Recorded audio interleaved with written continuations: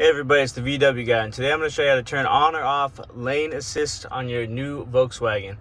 Now, I'm doing this on a Volkswagen Taos with the base model radio, but it's pretty much the same for any new Volkswagen. First of all, before we change it, let me kind of explain what lane assist is.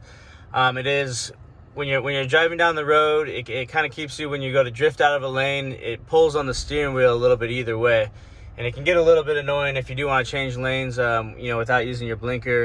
It kind of pulls back at you, and it can kind of be like a nuisance while you're driving. But it can also be a nice safety feature if you want to have it on. So let me get back to the main screen here on the radio. So normally you'll probably be on this screen on your radio.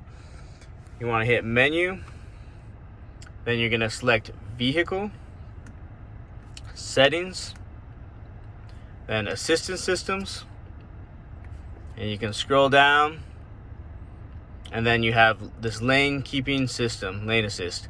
So if it's active, that's when you'll get it kind of trying to keep you in between the lanes when you're changing lanes without a turn signal.